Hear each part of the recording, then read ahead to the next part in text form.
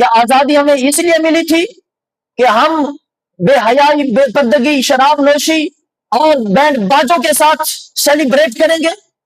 اس مقصد کے لیے 20 لاکھ مسلمانوں نے اپنی جانوں کے نذرانے پیش کیے۔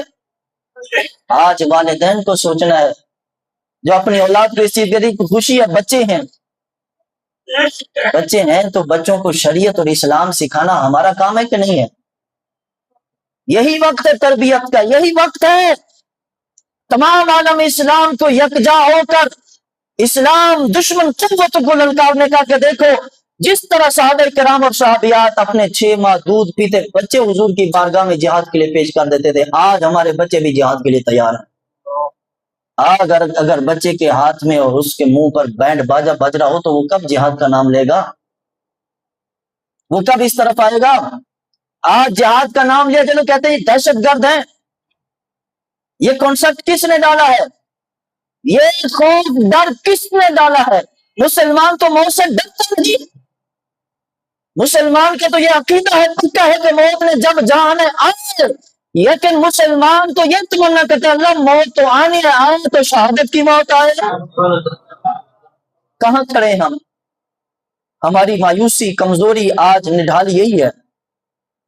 ہمیں نہ تو خود مایوس ہونا چاہیے اور نہ ہی دوسروں کے حوصلے پست کرنے چاہیے، بلکہ پر امید ہو کر وطن کی ترقی اور استحکام کے لیے اپنے اپنے حصے کا کام کرنا چاہیے، بس دوسروں کو چھوڑ دیں۔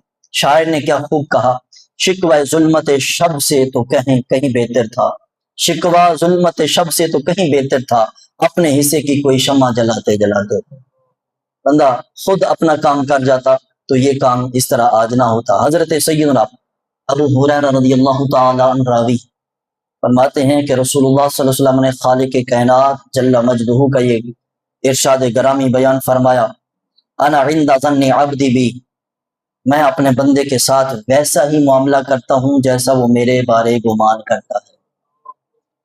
آج اگر ہم مسلمان کھڑے ہو جائیں تو جس طرح 1947 میں اللہ نے مدد فرمائی، پھر 65 کی جنگ عظیم میں اللہ نے مدد فرمائی، تو اللہ تعالیٰ جل مجدہ اسی طرح آج بھی ہمیں سرخرو فرمائے گا جب ہم ایمان کے ساتھ، خلوص کے ساتھ اپنے مفاد کو چھوڑ کر اپنے ملک اور اپنے ایمان اور اسلام اور ختم نبوت کے لیے کھڑے ہوں گے۔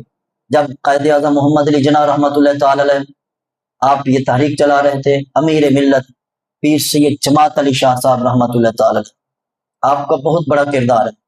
پاکستان بنانے میں اولیاء کا ہی ہاتھ ہے۔ یہ جتنے بھی وقت نہیں ہے، میں آپ کو بتاتا ہوں کہ کتنے علماء ہیں جنہوں نے سندھ کے اندر بیٹھے ہوئے، اس وقت یہ سوشل میڈیا کا دور تو نہیں تھا نا، یہ کانگریس اور یہ گاندھی کی جو تحریک چل رہی تھی وہ بہت پہلے چل رہی تھی، لیکن یہ چند سالوں کے اندر یہ مسلم لیگ، یہ جو تحریک چلی جس کے لیڈر قائد اعظم محمد علی جناح تھے، یہ کیوں عروج میں آئی؟ اس حقیقت کو جانے، اس میں جتنے بھی آستانے ہیں اور مشائخ ہیں ان کا کردار ہے۔ انہوں نے اپنے مریدین کو یہ تنبیہ کی تھی کہ اس آزادی کے لیے اس تحریک کے ساتھ جڑ جائیں، اس کا حصہ بن جائیں۔ اور امیر ملت پیر سید جماعت علی شاہ صاحب رحمۃ اللہ تعالی علیہ، آپ نے واضح طور پر مصلی بھی بھیجا، تسبیح بھی بھیجی، قرآن کریم بھیجا، اعلیٰ قلم نسخہ۔